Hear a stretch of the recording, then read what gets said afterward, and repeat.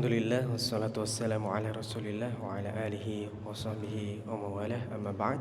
Baik, sebelumnya kami izin untuk memohon para jamaah agar bisa merapat ke depan agar memudahkan jamaah lain yang nanti baru datang ya.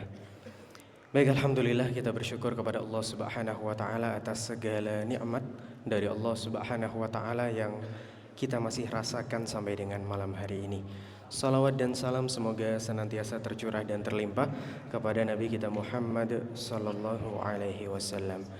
Jamaah rahimani wa rahimakumullah, alhamdulillah Allah berikan nikmat ya untuk kita bersua kembali malam hari ini dalam kajian rutin di Masjid Abdillah Rabbani Residence yang malam hari ini adalah kajian tematik ya. Taib, sebelum kita mulai kajian, izinkan Ana untuk membagikan satu hadiah terlebih dahulu di awal. Ana ingin memberikan kepada jamaah yang malam hari ini, cepat-cepatan ya, karena hadiahnya cuma satu di awal ini, cuma untuk satu orang aja. Jamaah yang malam hari ini hadir kajian mengajak ibunda tercinta. Oh ini tadi ya, Masya Allah. Ya, Mas siapa? Fahmi, Mas Fahmi ya. Fahmi. Taib. Mengajak ibunda ya. Mengajak apa diajak ini? Ya, karena harus mengajak ya. Kalau diajak batal hadiahnya. Taib. Barakallahu fikum. Mohon diberikan kepada Mas yang di belakang itu. Taib, jamaah sekalian, malam hari ini adalah kajian tematik dengan judul Kenapa Harus Ada Hari Ibu, yang insyaallah akan disampaikan nanti oleh guru kita Ustaz Dr. Syafiq Riza Basalamah hafizahullah ta'ala. Dan sebelumnya kami himbau seperti biasa kepada jamaah sekalian untuk menutup kembali pintu yang dibuka ya bagi jamaah yang keluar masuk Masjid Abdillah. Kemudian jamaah yang malam hari ini membawa buah hatinya ke Masjid Abdillah untuk bisa dijaga masing-masing agar tidak mengganggu jalannya kajian pada malam hari ini.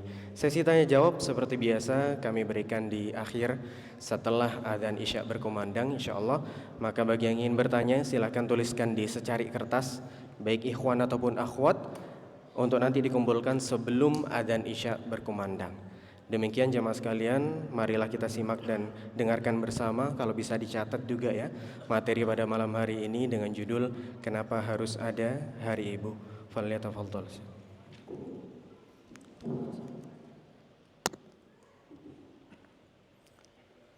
Bismillahirrahmanirrahim. Assalamualaikum warahmatullahi wabarakatuh. Alhamdulillah Rabbil Alamin. Segala puji bagi Allah, Tuhan semesta alam. Dialah pencipta jagat raya ini. Dialah Allah yang menghidupkan dan mematikan. Tidak ada satupun makhluk hidup yang ada di muka bumi ini melainkan Allah yang menjamin rezekinya. Segala fasilitas yang ada diciptakan agar manusia sadar bahwa manusia diciptakan untuk Allah Azza wa Jalla. Jangan sampai manusia lupa bahwa tujuan dari kehidupan ini adalah mengabdi kepada pencipta langit dan bumi ini. Wa bihi nasta'in ala umurid dunya wad din.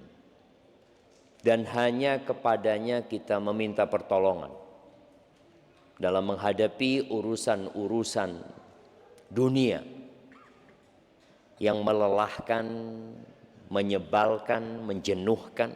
Itu dunia yang terkadang kita tertawa di pagi hari, di sore hari kita dipaksa untuk meneteskan air mata. Laqad khalaqnal insana fi kabad. Pagi hari segar bugar, sore hari ternyata dia harus dihantar ke rumah sakit. Maka kepada Allah kita meminta pertolongan. Begitu pula dalam urusan agama,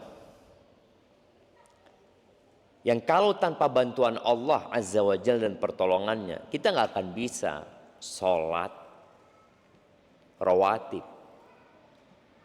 Sulit sekali orang menjaga sholat rawatib. Di bulan Rajab ini kita juga akan bisa memulai menghatamkan Quran. Maka kita perlu meminta pertolongan Allah Azza wa Jalla. Di saat-saat engkau jenuh beribadah, maka sebutlah Allahumma a'inni ala dzikrika wa syukrika wa husni ibadatik. Wassalatu wassalamu ala sayyidil mursalin wa imamil muttaqin qaidil ghurril muhajjalin sayyidina wa maulana Muhammadin wa ala alihi wa ashabihi ajma'in. Salawat dan salam semoga tercurahkan untuk baginda Nabi kita Muhammad alaihi salatu wassalam. Yang antum masih, mungkin sebagian ya, antum hari ini berapa kali salawat buat Nabi alaihi salatu wassalam? 100 ada? Nggak nyampe kan? Nggak nyampe. Mungkin 50 nggak nyampe. Mungkin salawat kita hanya ketika sholat.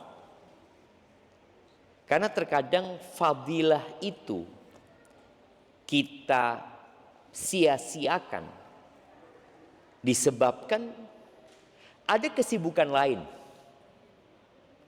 atau kita sedang lalai dengan keutamaan-keutamaan yang ada dalam kehidupan ini. Maka semoga kita semakin cinta kepada Nabi SAW. Yang salah satu tanda cinta adalah bersolawat kepada Nabi SAW. Semoga salawat itu bersambung untuk keluarga beliau, untuk istri-istri beliau, untuk putra-putri beliau, dan untuk seluruh sahabat Nabi, dan semoga Allah meridhai kita bersama mereka. Amma ba'd. Allahumma anfa'na bima 'allamtana wa 'allimna ma yanfa'una wa zidna ilman. Ya Allah, bikin kami bisa mengambil manfaat dari ilmu yang Kau ajarkan kepada kami, dan ajarkan kepada kami ilmu yang bermanfaat, dan tambahkan buat kami ilmu. Jamaah rahimakumullah, sebelum kita mulai kajian, ana ingin semua jamaah itu berada di posisi yang bisa menyentuh punggung saudaranya. Berada di posisi yang bisa menyentuh punggung saudaranya. Anda lihat ada yang di pojok, ada yang di tiang ya. Ini menunjukkan kadangkala ilmu yang kita pelajari selama ini nggak manfaat. Betul. Karena ternyata ilmu itu tidak berdampak kepada sikap. Kita hadir kajian, kita dengarkan kajian, tapi tetap pekan lalu seperti pekan sebelumnya, sebagai pekan sebelumnya. Rasul sallallahu alaihi wasallam, yang di belakang mohon maju ke depan, yang di tiang mohon maju ke depan. Ya, semuanya yang dibawa kegelapan situ, tinggalkan kegelapan itu. Nah, silahkan merapat semua, kecuali yang tua-tua silahkan bersandar ke dinding. Nah, di posisi engkau yang bisa menyentuh punggung saudaramu. Ini kita bicara ilmu yang bermanfaat. Rasul sallallahu alaihi wasallam biasanya beliau itu bersama para sahabat kalau sedang singgah di satu tempat. Singgah di satu tempat. Sahabat itu semua kocar kacir. Mereka mencari kesenangannya masing-masing. Semua sahabat itu ada yang nyari pohon ini, mungkin di sana pohonnya lebih rindang, mungkin ada yang menjauh kepingin sendirian, seperti itu. Setiap kali mereka singgah di satu tempat, selalu sahabat itu cari tempatnya, kesenangannya masing-masing. Suatu hari Nabi SAW ingin mengingatkan mereka. Ini bicara ilmu yang bermanfaat ya, supaya kita nanti datang kajian lagi nggak perlu ustadz menyampaikan lagi. Ketika antum datang kajian sama ustadz siapapun, supaya antum dengar wasiat Nabi SAW. Beliau mengatakan alaihi salatu wassalam, inna tafarruqakum fi hadhihi syi'ab wa hadhihi al-awdiyah la huwa min amali syaitan. Morat maritnya kalian ini, kocar kacirnya kalian, terpisahnya kalian di lembah ini, di ya pohon-pohon sana, itu termasuk perbuatan syaitan kata Nabi SAW. Kalian jauh dari saudara kalian. Kalian datang seakan-akan sendirian. Padahal kalian ini saudara gitu. Innamal mu'minuna ikhwah. Setelah itu, kita lihat nih ilmu yang bermanfaat. Supaya tahu ada orang yang bulanan ngaji tapi ilmunya tetap nggak manfaat. Kenapa tidak bermanfaat? Tidak berubah menjadi amal perbuatan. Tapi nggak apa-apa. Semua orang bebas memilih. Dia mau jadi seperti apa. Tapi kita lihat bagaimana sikap para sahabat setelah mendengarkan hadis itu. Ketika mereka tahu ternyata itu dari perbuatan syaitan, ketika orang nyendiri-nyendiri gitu ya. Akhirnya tidak pernah mereka datang ke satu tempat, melainkan mereka akan merapat. Sampai kalau kain diletakkan di atas kepala mereka cukup. Dari rapatnya mereka. Tapi sepertinya hal itu dianggap tidak nyaman oleh sebagian orang. Aku risih ini, aku ingin menyendiri macam-macam. Oke, antum sudah dekat sama saudara antum, sudah merapat, dan insya Allah antum sudah bisa berjabatan tangan dengan saudara antum. Sekarang antum kenalan sama saudara antum, baru kita mulai.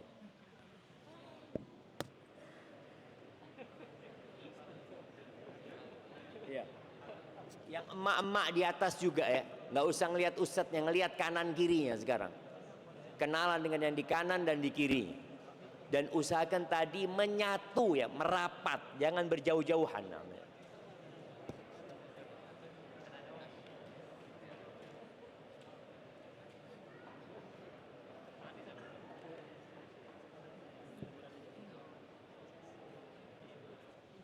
Tanya nama, dari mana, apa profesinya ya.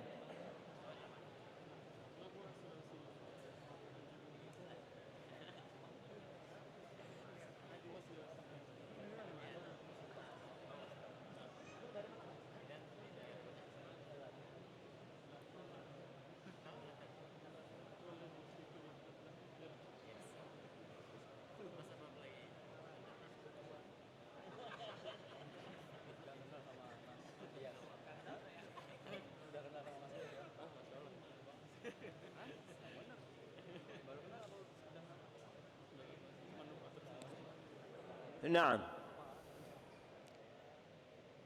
semoga ilmu kita bermanfaat. Karena kelak pada hari kiamat, antum tidak ditanya berapa kali hadir kajian, tapi ditanya an ilmihi mada amila bihi, tentang ilmunya diamalkan buat apa gitu. Itu menjadi pertanyaan yang disebutkan oleh Nabi alaihi salatu wassalam. Ahibati fillah, hari ini tanggal berapa? Tanggal 4 Rajab, tanggal 4 ya. Tanggal 5 malam, tanggal 5, tanggal 4, tanggal 5 ya? Iya, malam ini tanggal 5 Rajab, bertepatan dengan malam 25 Desember. Selalu ada ujian di akhir tahun, ujian keimanan.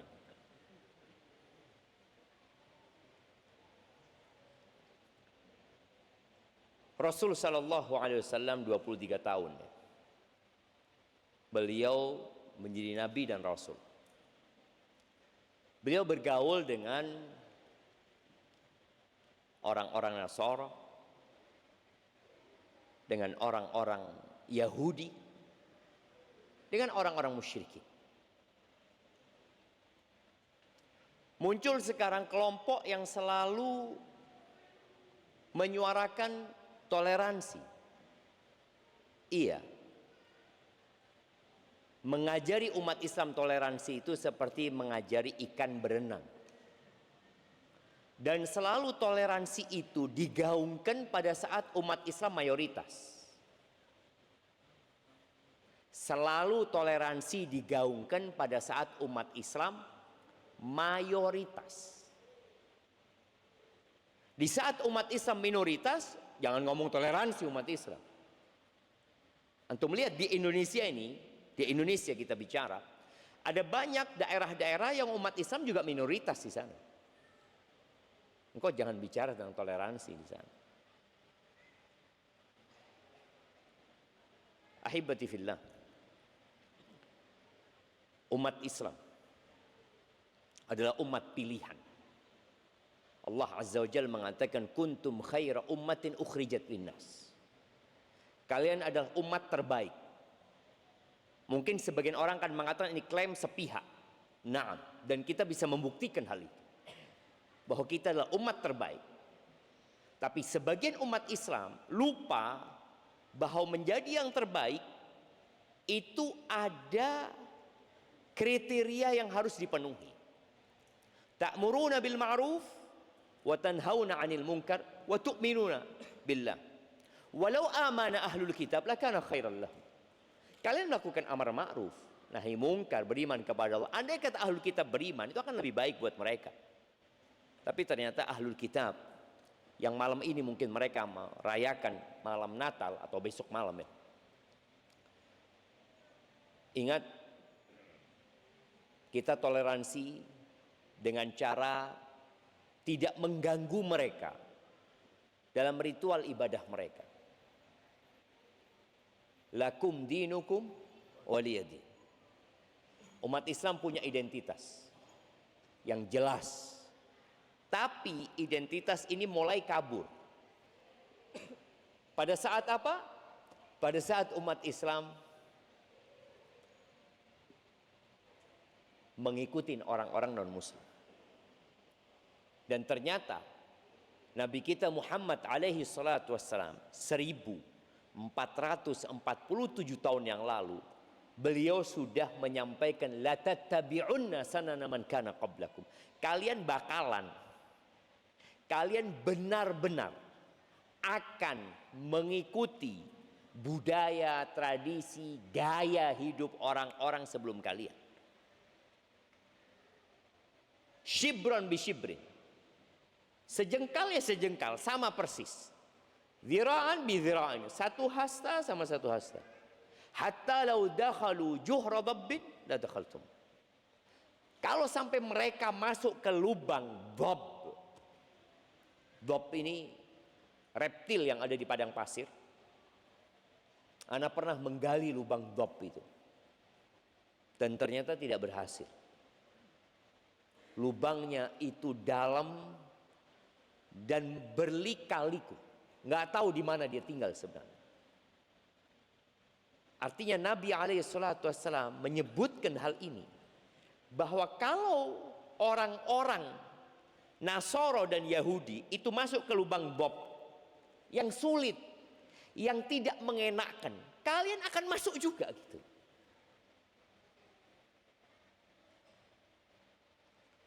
Apa penyebabnya? Kelemahan iman. Lemahnya iman kita. Kemudian kita memandang orang-orang Yahudi dan Nasrani sebagai teladan. Ini ada hubungannya dengan materi kita malam ini tentang Hari Ibu. Kenapa tahu-tahu umat Islam juga merayakan Hari Ibu? Mengikuti mereka. Hari Ibu ini tradisi mereka juga. Tapi mungkin Hari Ibu tidak ada hubungannya dengan urusan keagamaan. Walaupun Hari Ibu dulu dilakukan di gereja umpamanya. Tapi kalau Natal, ya ini benar-benar jelas. Itu adalah hari peribadatan yang dirayakan oleh orang-orang yang mengklaim bahwasanya Tuhan punya anak.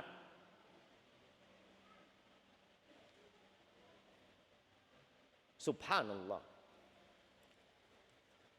Ketika ada seorang supir taksi yang muslim ya. Kalau nggak salah di Inggris kejadian ini. Supir taksi itu selalu di mobilnya dia menghidupkan Al-Quran. Karena banyak imigran muslim yang di Inggris sana ya. Kalau nanti penumpangnya minta dimatikan, dia matikan. Karena dia ingin memberikan pelayanan kepada penumpangnya. Tapi subhanallah, dia juga ingin berdakwah. Supir taksi. Dia ingin setiap orang yang naik ke mobil taksinya itu mendengarkan Al-Quran. Sebagaimana kita lihat beberapa taksi di negeri kita, dia setel musik. Kalau kita mengatakan matikan, dia matikan. Tapi ini supir, dia setel Al-Quran, kemudian dia taruh majalah-majalah Islam di balik kursinya. Supaya kita tahu kita punya kewajiban semua berdakwah. Sampai supir taksi pun melakukan tugas itu. Yang mungkin sebagian penuntut ilmu nggak peduli. Akhirnya dia menyetel Al-Quran itu dulu ya masih pakai kaset ya, nggak seperti sekarang. Surat Maryam. Dia cerita sampailah di akhir surat Maryam. Ibunya Nabi Isa alaihissalam. Di ayat 89 Allah mengatakan 88 ya. Wa qalu ittakhadzar rahmanu walada. Dan mereka berkata bahwasanya Allah Ar-Rahman memiliki anak. Laqad ji'tum syai'an idda. Kalian telah mendatangkan satu pemikiran yang sangat memalukan sebenarnya. Sangat dahsyat. Keburukan. Takadu samawatu yatafattarna min. Hampir saja langit-langit yang 7 lapis itu terbelah. Gara-gara omongan ini. Watansyaqul ard. Dan hampir-hampir bumi itu terbelah. Watakhirul jibalu hadda. Dan hampir gunung-gunung itu meletus dan rata sama tanah. Gara-gara ada yang mengatakan itu. Allah punya anak. Allah yang menciptakan langit 7 lapis. Allah yang menciptakan manusia. Allah yang menghamparkan bumi. Allah Jalla Jalaluhu yang menancapkan gunung-gunung. Dianggap punya anak. Anda'u lirrahmani walada. Semua itu hampir terjadi gara-gara mereka mengklaim Allah itu punya anak. Wa ma yanbaghi lirrahmani an yattakhidha walad. Enggak mungkin gitu loh. Tuhan itu punya anak sesuatu hal yang mustahil. In kullu man fis samawati wal ard illa atir rahmani abda. Semua yang di langit dan bumi itu akan mendatangi Allah sebagai budak, hamba. Penumpangnya perempuan jamaah. Itu nangis perempuan ini. Dia mengatakan boleh aku minta kasihnya. Ternyata dia Nasrania dari Libanon. Dia bisa bahasa Arab. Dia mengatakan aku termasuk yang mengatakan Tuhan itu punya anak tadi. Bayangin. Ini perempuan akhirnya masuk Islam. Gara-gara siapa? Supir taksi. Artinya kita sebagai seorang muslim tidak ada yang kita sembunyikan. Pendapat kita tentang kesesatan orang-orang selain muslim. Nonis semuanya berada dalam kesesatan. Kalau diklaim antum nggak toleransi, loh kita toleransi. Kita tidak mengganggu antum untuk beribadah. Tapi kita ingin mengajak antum ke surga Allah Azza wa Jalla. Itu tujuan kami. Rasul Sallallahu Alaihi Wasallam toleransi membiarkan Yahudi tinggal di kota Madinah. Mereka punya sinagog, mereka beribadah di sana, dibiarkan sama Nabi SAW, tidak diganggu sama sekali. Tapi ketika mereka merayakan perayaan umat Islam, lakum dinukum waliyati. Nggak ada tahu-tahu Yahudi ngundang Nabi Muhammad SAW, ngundang Abu Bakar, ngundang Umar, ngundang Utsman. Tafadhol, enggak. Lakum dinukum waliyati. Silahkan. Ketika umat Islam menaklukkan Syam, Palestina berada di tangan umat Islam. Bayangin ya, supaya antum tahu bagaimana makna toleransi dari umat Islam. Karena pada saat itu Al-Quds Urshalim itu di bawah tangan Nasoro, maka akhirnya perjanjian dibuat sama Nasoro. Dalam perjanjian itu, Umar bin Khattab menyetujui, ditandatangani oleh Umar bin Khattab, disaksikan oleh Abu Ubaidah Amir bin Jarrah, bahwasanya semua gereja-gereja, semua salib-salib mereka aman, nggak boleh dihancurin. Bayangkan ya, Islam menguasai, tapi tidak ada satu salib Nasoro yang besar-besar yang disucikan mereka yang kemudian dihancurkan sama umat Islam. Enggak. Mereka beribadah bebas. Mereka melakukan ibadah mereka. Di antara poin perjanjian itu, Nasoro minta tidak boleh ada satu Yahudi tinggal di Urshalim. Umat Nasrani minta apa? Tidak boleh ada satu orang Yahudi tinggal di Baitul Maqdis. Di kota Madinah tinggal Yahudi bersama Nabi Muhammad SAW. Supaya antum terbuka bagaimana toleransinya umat Islam dan bagaimana intolerannya orang-orang Nasoro. Sama Yahudi nggak mau mereka. Nggak boleh Yahudi tinggal di sana. Nabi Muhammad SAW bertetanggaan sama Yahudi. Tapi dalam urusan peribadatan, lakum dinukum walidin, monggo. Tapi kami mendakwahin kalian. Kami mengatakan kalian kafir. Qul ya ayyuhal kafirun. Di surat Al-Bayyinah jelas. Innal ladzina kafaru min ahlil kitabi wal musyrikina fi nari jahannam. Itu keyakinan kami umat Islam. Sesungguhnya orang-orang yang kafir dari kalangan ahlul kitab atau dari kalangan musyrikin, mereka berada di neraka jahannam. Berapa lama mereka di sana? Khalidina fiha. Selama-lamanya mereka di sana. Ulaika hum syarrul bariyah. Mereka adalah makhluk yang paling buruk di muka bumi ini. Ada dalam kitab umat Islam, ada, silahkan dibaca. Tapi dalam urusan muamalah sosial, kita sama-sama hidup di Indonesia, punya hak yang sama, saling menghargai. Itu jamaah. Maka tolong fahami agama ini. Ingat, jangan mengajari umat Islam toleransi. Seharusnya seperti itu. Tapi kadang-kadang kita nggak paham tentang toleransi yang sebenarnya. Akhirnya kita terjatuh dalam mengatakan semua agama sama. Enggak sama. Buat engkau ya terserah. Tapi buat kami umat Islam, la. Inna dina indallah al-Islam. Sesungguhnya agama di sisi Allah yang diterima sama Allah hanya Islam. Itu keyakinan kami. Kalau engkau nggak suka sama keyakinan kami, ya kami tidak bisa memaksakan kepadamu, sebagaimana engkau nggak bisa maksakan keyakinanmu kepada kami. Yaitu toleransi.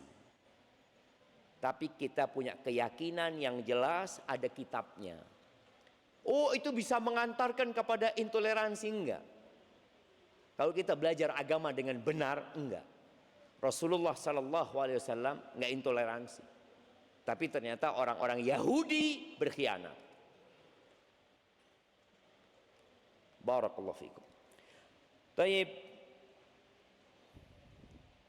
Hari Ibu. Hari Ibu ini kalau kita membaca AI, jadi antum sekarang ya kita nggak bisa pungkiri ya. Jadi yang jadi ustadz ini juga jangan berpatokan sama AI. AI itu alat bantu aja. Kenapa? Kalau antum ceramah via AI, yang hadir nggak perlu ustadz, ana buka AI juga gitu. Tapi kita mau nggak mau, ini alat yang bisa dipakai untuk membantu kita mengumpulkan informasi. Tapi tetap kita membutuhkan ustadz yang memberikan uraian dan penjelasan. Hari Ibu ini bahasa Inggrisnya apa? Mother Day. Disebutkan adalah hari peringatan atau perayaan terhadap peran ibu dalam keluarganya. Peran ibu dalam keluarganya. Baik untuk suami, berarti ada kesalahan nih. Bukan peran ibu, tapi peran wanita. Peran seorang wanita. Kenapa nggak dijadikan hari wanita? Ada hari wanita? Nggak ada. Baik, disebutkan di sini, baik untuk suami, berarti ini peran istri, anak-anak maupun lingkungan sosialnya. Modelnya seperti apa peringatan Hari Ibu itu? Biasanya dilakukan dengan membebas tugaskan ibu dari tugas domestik yang sehari-hari. Dianggap merupakan kewajibannya. Sehari doang ya. Betul. Seperti memasak, merawat anak, dan urusan rumah tangga lainnya. Di beberapa negeri itu, Hari Ibu itu hari untuk memberikan bunga kepada ibu. Bunganya pun ada yang khusus. Kalau antum membaca di Jepang itu ada bunga apa namanya, itu diberikan kepada ibu. Ternyata di hari ibu yang mereka tetapkan bunga itu tidak ada jemaah. Akhirnya diganti lagi hari ibunya. Di Indonesia hari ibu dirayakan setiap tanggal 22 Desember. Dan ditetapkan sebagai hari perayaan nasional. Sejak kapan? Sejak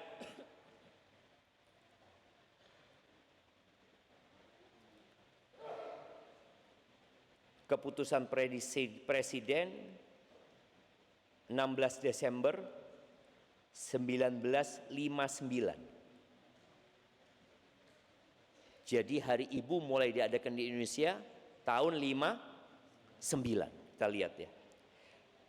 Berarti yang pertama ngadakan siapa? Orang-orang Nasoro. Di Amerika hari ibu itu dilaksanakan 1911. Nanti negara-negara lain ya, itu macam-macam lah. Ada yang bukan di bulan Desember. Umpamanya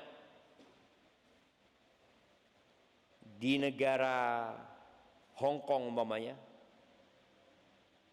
Tunggu sebentar. Taib, ada yang merayakan di pekan kedua, hari Minggu pekan kedua di bulan Mei. Ya, ada yang merayakan di bulan Mei, di hari Minggu pekan kedua. Kemudian di beberapa negara di Eropa itu diperingati tanggal 8 Maret.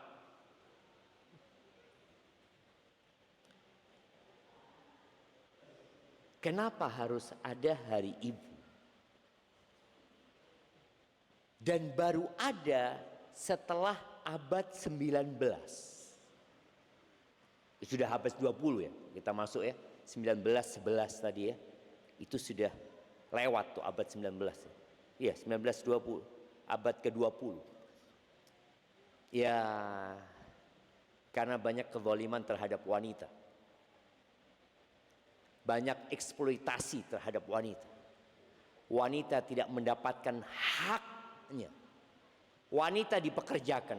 Kenapa pada tahun 68 ada kejadian Mei 68? Sama, munculnya kelompok-kelompok feminisme umpamanya. Yang ternyata hari ibu itu belum memenuhi hak mereka. Padahal sudah ada tahun 1911.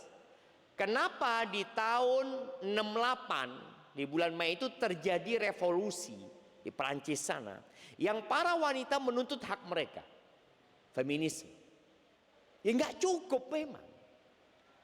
Kalau kita katakan di Barat pantas ada hari ibu, pantas. Kemudian adanya revolusi, pemberontakan kaum wanita, pantas. Karena mereka dizalimi. Oleh siapa? Oleh kaum kapitalis. Yang mempekerjakan mereka. Yang mengeksploitasi mereka. Nih ibu. Sampai hari ini kalau kita lihat di barat ya. Nih ibu, sudah jadi ibu masih harus jadi pekerja. Dan sepertinya hal itu mulai kita lihat di Indonesia. Di mana bapak ibu sama-sama bekerja. Loh, emangnya nggak boleh Ustaz? Boleh. Asalkan syarat dan ketentuan dipenuhi. Kebanyakan kita tidak memikirkan syarat dan ketentuan. Yang seharusnya ibu itu dipenuhi kebutuhannya karena dia sudah hamil. Hamalathu ummuhu wahnan ala wahnin. Seorang wanita ketika hamil penuh dengan kelemahan, dia capek, dia lelah, masih harus cari duit. Apakah ada kezaliman yang lebih dari itu, jemaah? Seorang wanita yang di dalam perutnya ada anak kita, kemudian kita perintahkan dia bekerja untuk mencari duit, sedangkan suaminya tidak memenuhi kebutuhan dia dengan baik dan benar. Bahkan di Indonesia sendiri masih ada beberapa daerah yang wanita itu dipekerjakan, suaminya sabung ayam. Betul, itu jadi PR kita. Makanya nggak cukup hari ibu. Mereka harus dibebaskan dari perbudakan seperti itu. Dan dianggap kearifan lokal. Ya memang biasa di sana Ustaz. Perempuannya ngangkut barang, perempuannya jadi kuli bangunan, perempuannya bercocok tanam, suaminya ngapain? Ongkang-ongkang. Antum bisa lihat, ada di negeri kita. Bagaimana di luar sana yang mereka tidak beriman.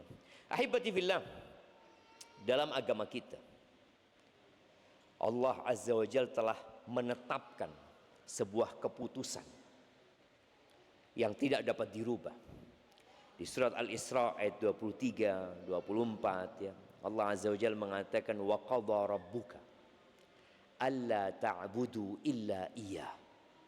Dan Allah telah membuat sebuah keputusan yang ini menjadi sebuah kewajiban buat hamba untuk tidak beribadah kecuali kepada Allah. Wabil walidaini ihsan. Dan agar kalian berbuat baik kepada kedua orang tua.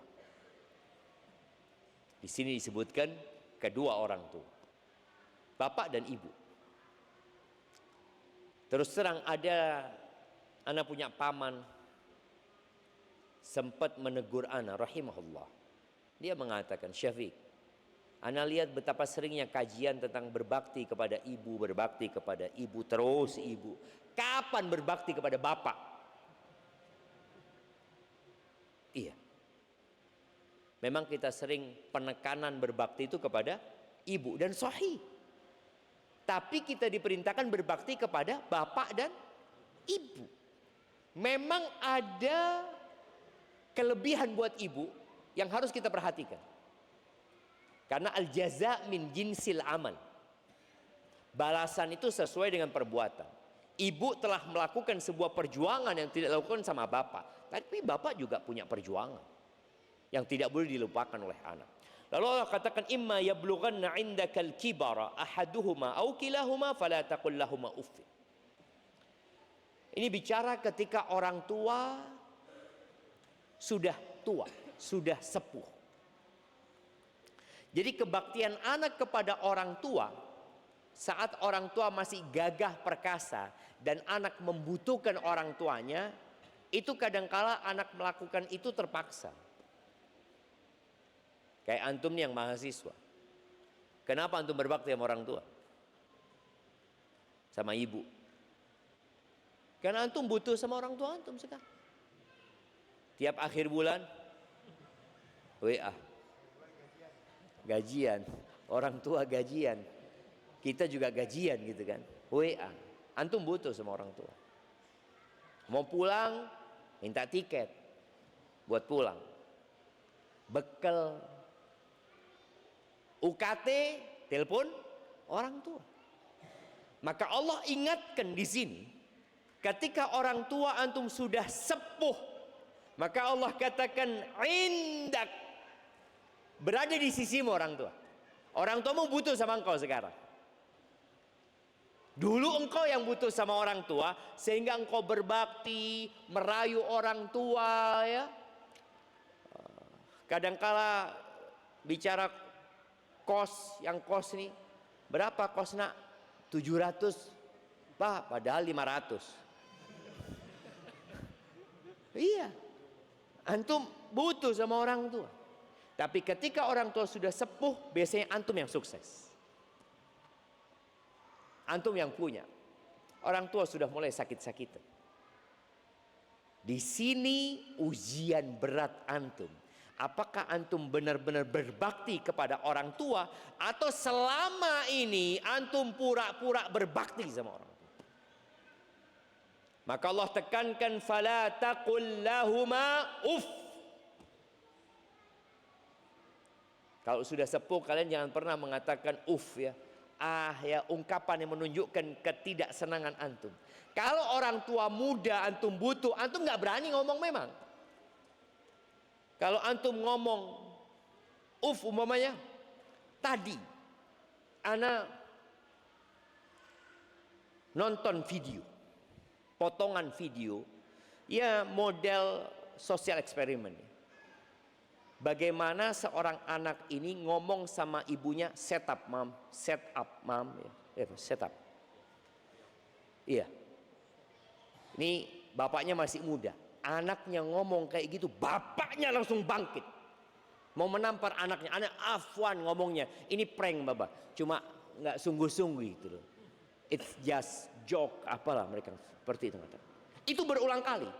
Artinya anak-anak itu takut karena memang orang tuanya masih kuat. Jangan main-main gitu. Bisa nggak dikirim antum uang saku, uang kos-kosan nggak dikirim, apa yang terjadi sama antum? Dikeluarin antum sama bu kos atau pak kos kalau di sini. Maka Allah ingatkan, fala taqul lahum. Kalau sudah tua, mereka yang butuh sama antum.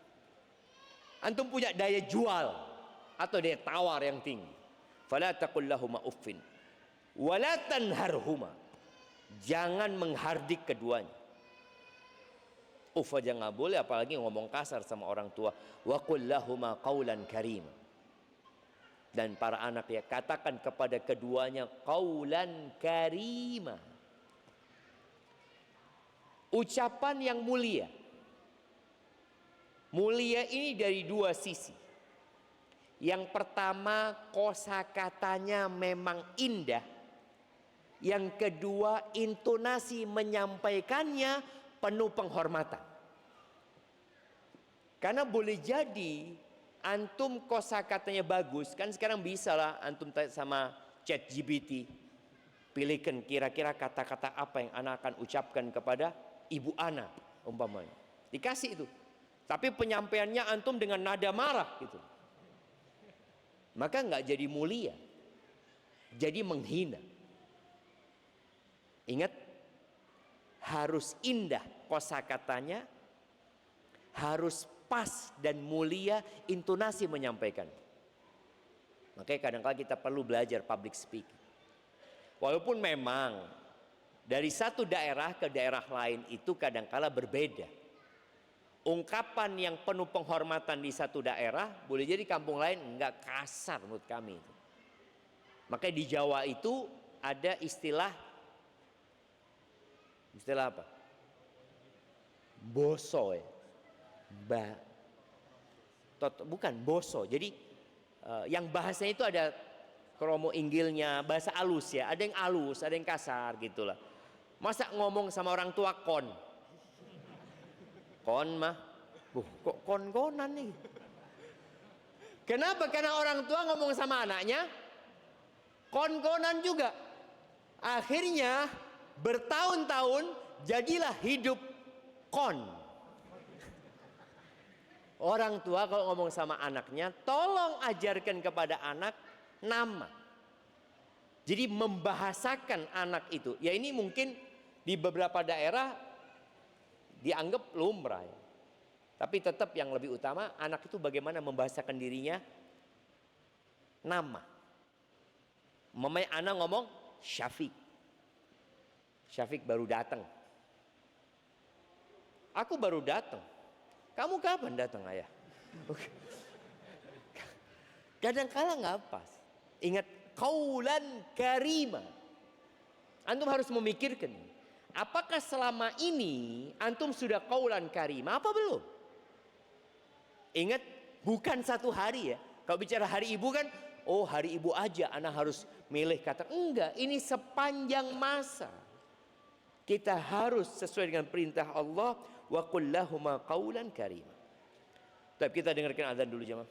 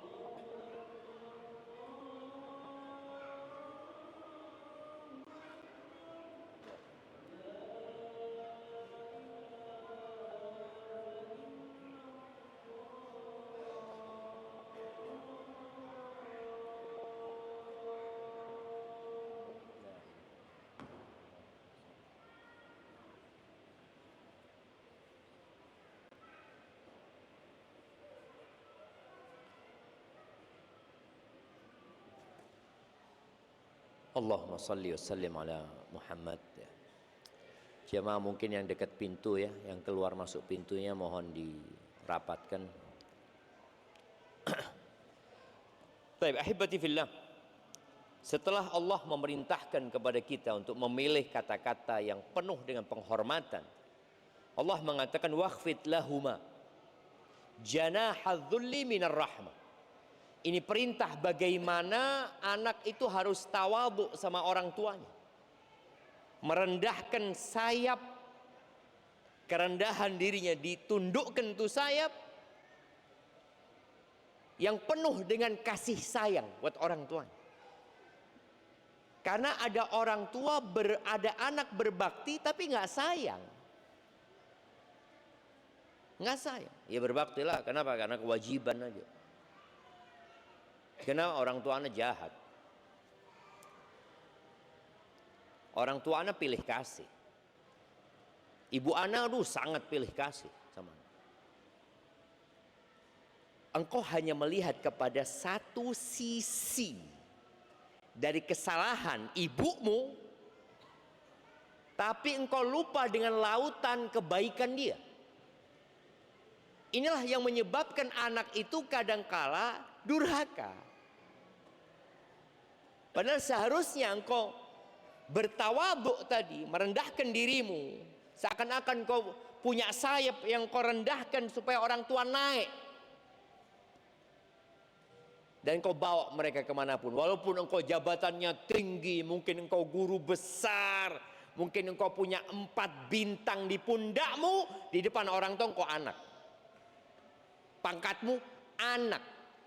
Maka di akhir ayat ini Allah mengingatkan dengan sebuah peristiwa lama dalam kehidupan kita yang seringkali kita lupa. Apa kata Allah? Wa qur rabbirhamhuma kama rabbayani saghira. Saghira.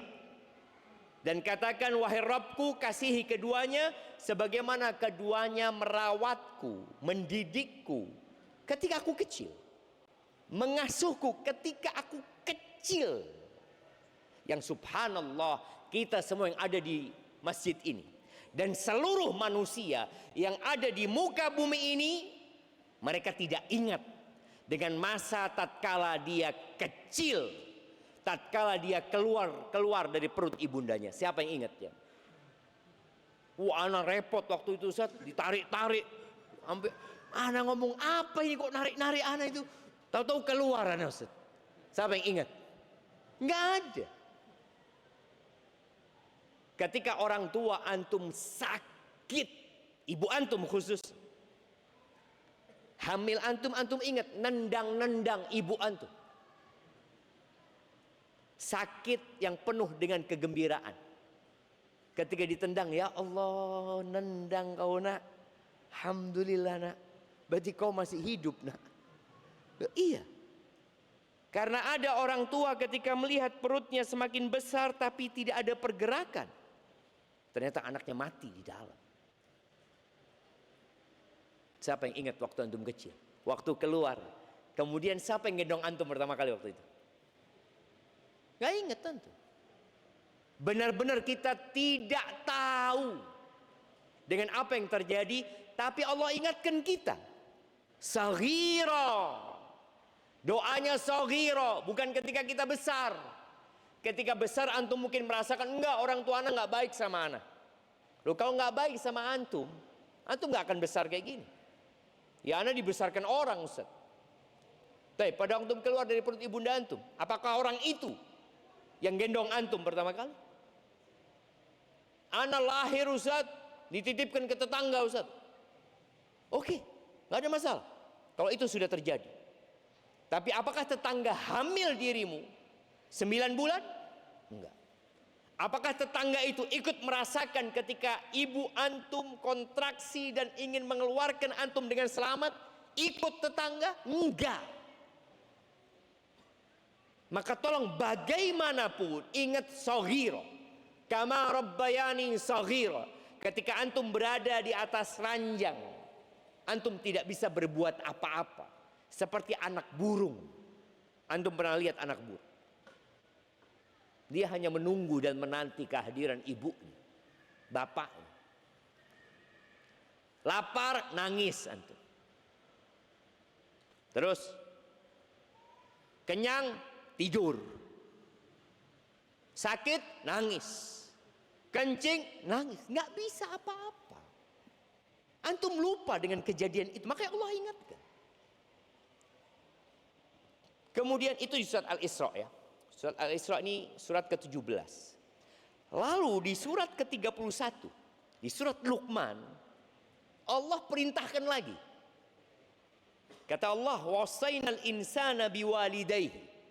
Kami wasiatkan, kami perintahkan kepada manusia agar berbuat baik kepada kedua orang tuanya. 2. Lalu di sini Allah detailkan siapa yang lebih harus diperhatikan oleh anak. Hamalathu ummuhu wahnan ala wahni. Ibunya yang hamil dalam kondisi lemah, yang kelemahan itu bertambah terus. Bukan bertambah ringan, tapi bertambah berat. Ketika antum baru berumur 2 bulan di perut ibunda antum, antum bikin ibu antum muntah-muntah. Tapi antum nggak sadar. Makan, muntah. Makan, muntah. Tapi dia tetap mau makan. Kenapa? Demi kita. Dia berangkat ke dokter, ke bidan, dikasih vitamin, minum ini. Buat siapa? Buat kita. Sampai akhirnya dia minum obat anti muntah. Kita yang bikin muntah orang tua. Kita yang bikin orang tua kadang-kala nggak mandi. Ada orang kalau hamil itu bawaannya nggak mau mandi jam. Ada. Takut sama air dia. Ternyata lahir antum nggak suka mandi juga antum. Itu terjadi kadang-kala.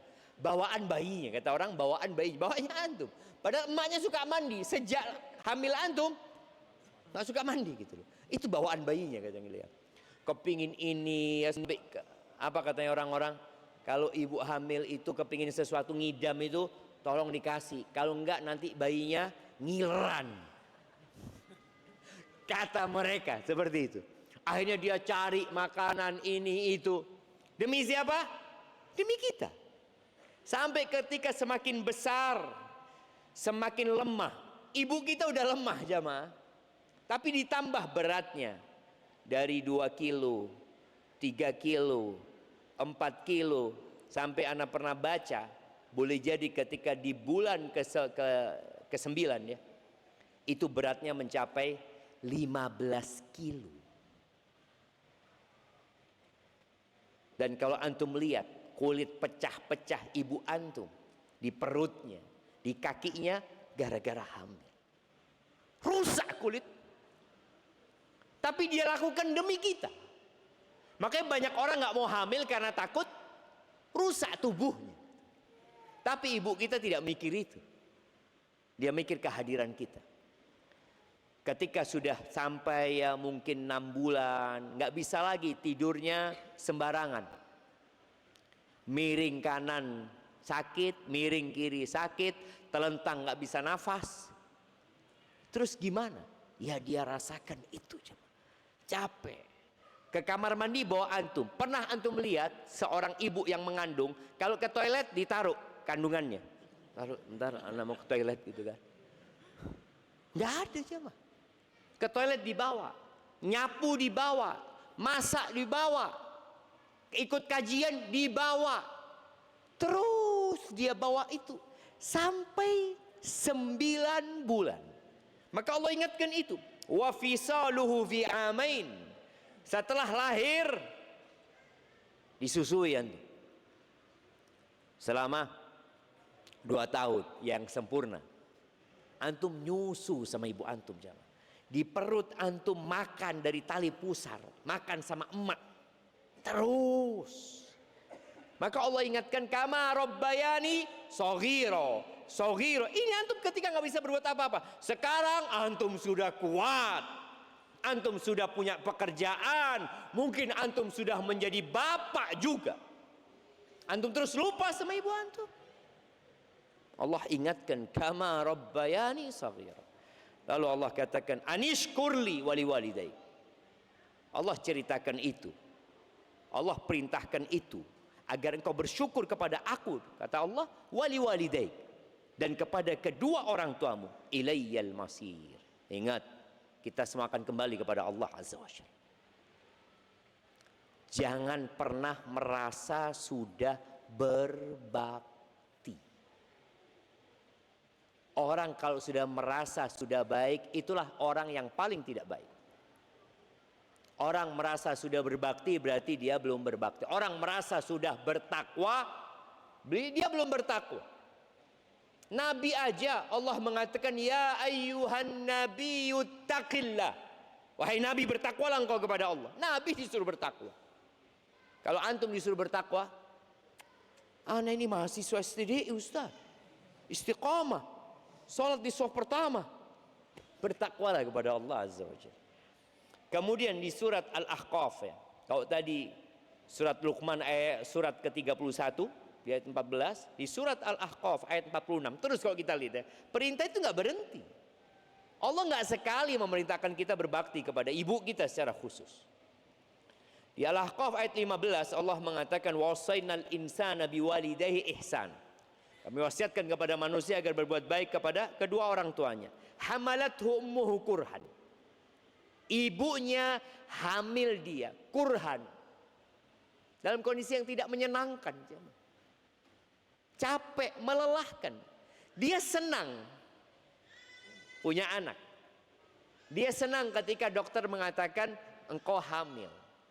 Dia senang ketika nggak datang bulan. Berarti dia nggak ada liburnya lagi sholatnya.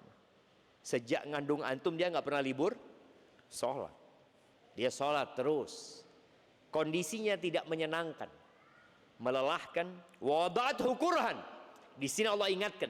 Kalau tadi di surat Luqman diingatkan dengan proses penyusuan, di sini diingatkan dengan proses melahirkan. Mengandung, bapak-bapak ada yang mengandung? Ada, tapi tidak pernah lahir. Ibu mengandung, kemudian ibu melahirkan, kemudian ketiga ibu menyusui. Terus nih udah capek kayak gini dikasih 1 hari ibu. 9 bulan ngandung diganti sama 1 hari. Apakah ini bukan kezaliman yang nyata? Daripada nggak ada, Ustaz. Ketika kita tahu dengan sebuah kezaliman yang seharusnya kita berubah gitu loh. Jangan kemudian kita berikan 1 hari ibu. Orang-orang yang merayakan hari ibu itu merasa sudah berbakti sama ibu. Dan ternyata yang mengusulkan hari ibu itu akhirnya ingin hari ibu itu ditiadakan. Karena sudah menjadi komersialisasi. Hari ibu itu jadi hari bisnis. Iya. Yang jualan bunga, yang jualan hadiah. Makanya mereka terus jangan sampai hari ibu ini hilang. Jangan sampai. Maka dia ingin, enggak, ini sudah enggak seperti yang dia inginkan dahulu. Mungkin dia dulu ingin anak-anak berbakti sama orang tuanya, mungkin ya. Tapi ternyata hari ibu itu menjadi bisnis saja. Maka ingat di sini Allah mengingatkan wa wada'athu kurhan, dia melahirkan dengan kondisi yang tidak menyenangkan. Bahkan berapa banyak ibu yang harus mengorbankan perutnya dibelah, kemaluannya dirobek demi melahirkan. Lalu Allah ingatkan wa hamluhu wa fisaluhu, hamil dan menyusuinya sampai disapai itu 30 syahra, 30 bulan. Hatta idza balagha asyuddahu wa balagha 40 sana, sampai ketika anak ini mencapai puncak dari masa mudanya sampai umur 40 tahun. Anak ini berkata, Rabbi auzi'ni, qala Rabbi auzi'ni an ashkura ni'mataka allati an'amta alayya. Nih yang sudah umur 40 tahun ya, baca doa ini.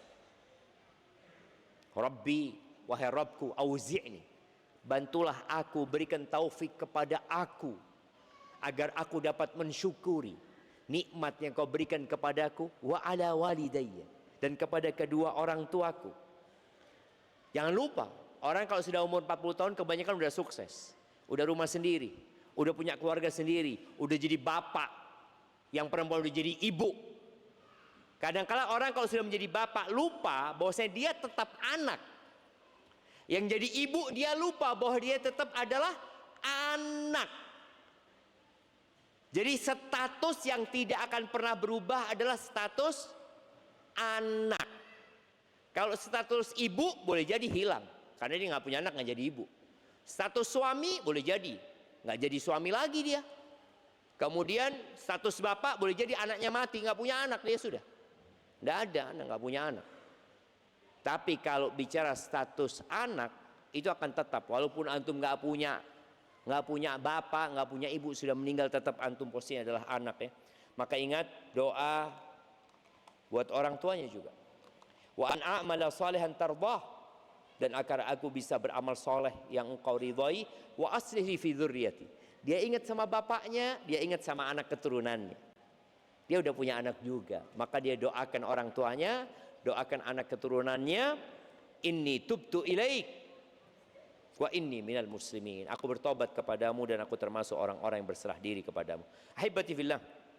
Yang terakhir, kita kalau cerita tentang ibu panjang, tapi yang jelas kita semua ingin surga. Dan pintu surga yang paling indah adalah orang tua kita. Dan dari ayah dan ibunda kita, yang paling utama adalah ibunda kita untuk kita muliakan. Karena dia lemah. Beda sama bapak. Bapak main gampar sama anaknya, tapi ibu main perasaan. Ketika datang seorang sahabat kepada Nabi alaihi salatu wassalam, bertanya, siapa orang yang paling berhak mendapatkan kebaktianku, pendampinganku, bihusni sahabati? Qala ummuk, ibumu. Qultu thumma man? Ummuk, ibumu. Qultu thumma man? Ummuk, ibumu. Qultu thumma man? Baru bapakmu.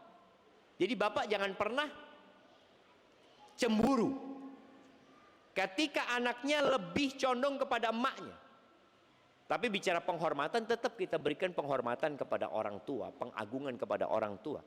Tapi kasih sayang, perhatian, tolong berikan kepada ibunya. Ketika ada seorang sahabat yang datang kepada Nabi SAW, ya ingin berjihad di jalan Allah, ingin berjuang di jalan Allah Azza wa Jalla, ditanya, ibumu masih hidup? Ada ya Rasulullah. Falzam rijlaha fa innal jannata tham. Engkau tetap di kaki ibumu, kau cari surga kan? Engkau perang, berjihad, mencari surga, nggak usah jauh-jauh. Pulang kau ke rumahmu, tetap di kaki ibumu, di situ ada surga. Maka yang sudah meninggal orang tuanya, udah terketutup tuh pintu surga yang berkaitan dengan ibunya atau bapaknya, maka banyak-banyak doakan orang tua. Sekali lagi, nggak ada hari ibu dalam Islam. Semua hari kita untuk ibunda kita. Doa-doa kita bukan setahun sekali buat ibunda kita. Tiap hari antum punya rezeki, berbagi sama orang tua kita. Setelah antum memberikan nafkah kepada istri antum. Jazakumullah khair. Itu mungkin yang dapat Anda sampaikan. Kurang lebihnya mohon maaf. Ini ada pertanyaan. Afwan Ustaz, jika ibu ana mau pergi ke gereja, beliau sudah sepuh, bolehkah ana mengantarkannya karena beliau jalan kaki, nafasnya terengah-engah, ana iba melihatnya? Mohon nasihatnya Ustaz. Antum seharusnya ajak ibu antum ke masjid. Iya. Abu Hurairah itu punya ibu yang agamanya Nasrani. Al-Imam Bukhari dalam kitabnya Adabul Mufrad berbincang tentang bab berbakti kepada ibu yang Nasrani. Ibu yang agamanya Nasrani. Beliau menyebutkan kisah Abu Hurairah. Abu Hurairah itu punya ibu yang kasar ngomong. Sering mencela Nabi Muhammad SAW. Tapi anak tetap berbakti sama ibu, memuliakan ibunya. Tapi tidak dalam yang urusan peribadatan. Urusan peribadatan enggak.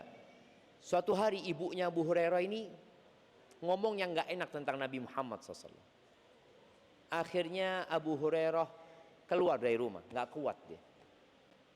Datang menjumpai Nabi Muhammad SAW. Dia mengatakan, ya Rasulullah, ud'ullaha li ummi Abi Hurairah. Mintakan kepada Allah untuk ibundanya Abu Hurairah. Ini termasuk tawasul yang disyariatkan, tawasul dengan doanya orang soleh. Lalu Nabi SAW berdoa mengatakan, Allahumma hdi umma Abi Hurairah. Ya Allah, berikan hidayah kepada ibundanya Abu Hurairah. Nabi langsung berdoa. Pulang Abu Hurairah, mau masuk rumahnya, kata ibunya, ala rislik, kau tunggu dulu, kata dia. Tetap di situ, kata dia. Ibunya mandi. Akhirnya Abu Hurairah masuk, ibunya mengatakan, asyhadu an la ilaha illallah, asyhadu anna Muhammad Rasulullah. Jadi mungkin kalau untuk berkaitan dengan urusan peribadatan, Ya nggak harus antum yang mengantarkan, tapi kalau bisa tadi antum terus mendakwain ibu antum, rawat ibu antum, muliakan ibu antum. Semoga dengan itu ibu antum bisa mendapatkan hidayah ya. Barakallahu fikum. Ya tadi kalau sudah tua katakan ibu, nggak harus ibu, kan memang nggak ada kewajiban ke gereja, nggak ada ini, sampaikan. Karena memang nggak ada kewajiban umpamanya di sana. Ibu sudah tua, ibu doanya minta sama Allah aja umpamanya, nggak perlu capek-capek. Allah itu ya sini dakwahnya seorang anak kepada orang tuanya. Barakallahu fikum. Taib. Assalamualaikum warahmatullahi wabarakatuh. Ustaz, ada seorang anak yang dari kecil sampai dia besar, dia tinggal bersama ibunya. Dia laki-laki, tapi belum pernah merantau. Dia merasa berat jika berpisah dengan ibunya, sampai dia menunda menikah karena masih ingin tinggal bersama ibunya. Tapi ketika dia selalu tinggal bersama ibunya, dia merasa kenapa sering bertengkar dengan ibunya. Dan dia membandingkan dengan saudaranya yang sudah berkeluarga, yang jarang ada masalah dengan ibunya. Apakah Ustaz ada nasihat untuk anak tersebut, Ustaz? Bisa mengulang.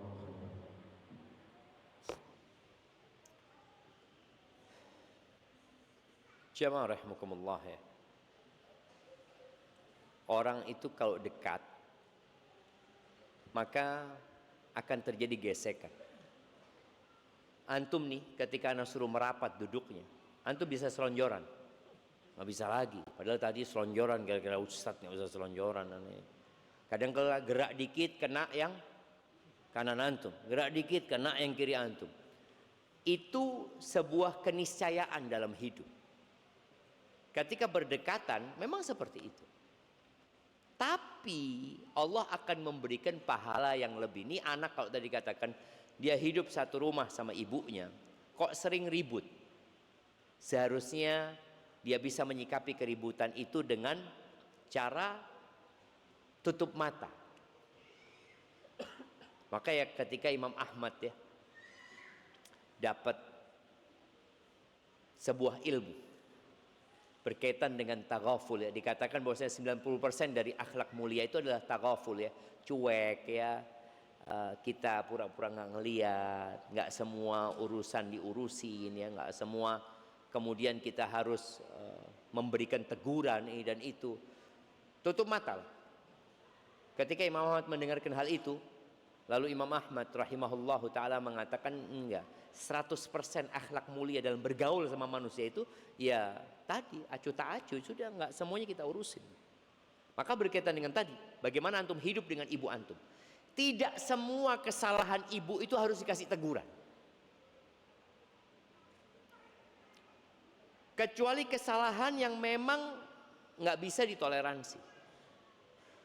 Kita kan kadang-kala ada orang-orang yang perfeksionis, ada orang-orang yang idealis ya, dalam hidup ini harusnya kayak gini, enggak. Kadang-kala mungkin ibu kita semakin tua ya semakin banyak tuntutannya. Dia umpamanya naruh barang, yang barang ini sebenarnya hanya akan mengotori rumah saja. Ada kan orang tua mungkin yang suka nyimpen barang, panci deh, apa ini itu. Kita sebagai anak buat apa ibu? Nggak dipakai ini itu. Kita kan meributkan sesuatu yang seharusnya tidak menjadi alat untuk keributan. Ya udah biarin. Sampai para ulama mengatakan di tafsir wala tanharhuma, kalian jangan menghalangi keduanya. Di antara maknanya jangan menghalangi keduanya dari sesuatu yang mereka inginkan. Apa saja keinginan mereka, selama tidak bertentangan dengan perintah agama dan kau mampu, udah biarin. Ibu ngomong ini Afan kayaknya rumah harus dicat ini. Siap ibu. Mau warna apa ibu? Hijau. Hijau. Dapat sepekan? Kayaknya hijau nggak bagus nak. Ibu kemarin minta hijau. Nggak perlu antum ngomong gitu. Siap ibu. Ibu mau warna apa? Krem. Siap. 1 bulan ibu ngomong. Ternyata nggak sesuai ya dengan bayangan ibu ya. Gimana kalau dikembalikan ke hijau? Apa kata antum? Allahu Akbar. Azab ternyata. Jangan jemaah. Ini pintu surga antum. Pintu surga antum udah chat lagi. Pokoknya tadi selama perintah orang tua, tadi menghindari keributan. Kebanyakan keributan itu karena kita menjadikan hal-hal remeh besar. Enggak, sudah. Ibunya suka bersedekah. Pernah kejadian Aisyah sama Abdullah bin Zubair. Abdullah bin Zubair ini keponakannya. Aisyah itu kalau sedekah jangan ditanya. Dia dapat uang langsung dihabisin. Mau miliaran dia bagikan. Keponakannya ini melihat bibinya ini kok kayaknya nggak benar sikapnya gitu. Akhirnya ingin dibatasi gerak-geriknya dalam urusan uang itu. Marah Aisyah, nggak disapa sama Aisyah. Abdullah bin Zubair bertahun-tahun aja. Jadi ada hal-hal yang seharusnya dilakukan oleh ibu kita. Selama tidak bermasalah, biarin. Ibu mau bagi-bagi duit ini itu, biarin. Selama tidak bertentangan dengan agama, sekali lagi ya, ada hal-hal yang memang mungkin yang dilakukan ibu masih makruh, biarinlah. Kalau sudah haram, lain lagi. Meninggalkan kewajiban, lain lagi. Kalau meninggalkan yang sunnah-sunnah, masih kita bisa toleransi. Jadi ingat, sebagai anak tadi antum perlu apa saja yang diingin orang tua. Ingat cerita orang tua yang dia nyuruh anaknya di sebuah kebun. Kalau nggak salah kebun jeruk apa apel disebutkan. Orang tuanya ngomong, "Nak, kau tunggu di bawah, nak ya. Tunggu di bawah, abah di atas. Ada satu keranjang apel atau jeruk." Dilemparin sama abahnya. "Kau kumpulin nanti, nak. Kalau sudah kumpul, masukin keranjang, bawa naik ke atas lagi, nak." Bawa ke atas. Lempar lagi. 2 kali masih sabar anaknya. Masukin lagi. 3 kali, "Bah, apa ini, bah? Kok main-main abah sama anak?" Mulai suaranya. "Sini, nak," kata dia. "Engkau, nak, melakukan itu puluhan kali ketika engkau kecil. Dan aku tetap angkat itu keranjang, aku berikan kepadamu. Makanya kama rabbayani shaghira itu harus menjadi patokan kita. Kita itu ngerepotin orang tua aja, mah. Yakin 100% kita ngerepotin orang tua ketika kita kecil. Maka sekarang ketika orang tua kita sepuh dan kita direpotin sama orang tua, itu pintu surga kita. Yang kita tidak akan pernah bisa berbakti sama ibu kita secara maksimal. Maka buat anak-anak yang hidup sama orang tuanya punya tuntutan ini, minta itu. Iya. Tapi sekali lagi, yang antum harus tekankan diri antum, ana berharap surga Allah Azza wa Jalla. Yang kedua, antum ingat, dulu anak kecil merepotkan orang tua anak. Dulu anak kecil merepotkan orang tua. Kama rabbayani shaghira, terus ingatkan. Kalau semua harta antum diberikan kepada abah antum, ibu antum belum berbakti sama orang tua. Barakallahu fiik. Itu mungkin menjadi pertanyaan terakhir. Jamaah, ana lihat sudah malam dan sebagian jamaah sudah lapar kayaknya. Semoga apa yang kita pelajari hari ini bisa bermanfaat. Sekali lagi ya, ilmu yang bermanfaat itu adalah ilmu yang berubah menjadi sikap yang kita amalkan. Jangan sampai antum datang kajian aja mangut-mangut tapi nggak pernah berubah dalam hidup ini menjadi lebih baik. Subhanakallahumma bihamdika asyhadu an la ilaha illa anta astaghfiruka wa atubu ilaik. Wassalamualaikum warahmatullahi wabarakatuh. Jazakumullah khairan kami ucapkan kepada guru kita Ustaz Dr. Syafiq Riza Basalamah Hafizahullah Ta'ala atas penyampaian materinya malam hari ini. Baik jamaah, sebelum kita tutup ada sedikit yang ingin kami bagikan kepada jamaah sekalian. Malam hari ini kami akan berikan hadiah sederhana ya kepada jamaah, lebih tepatnya bapak-bapak yang masih tinggal bersama ibundanya dengan usia ibunda yang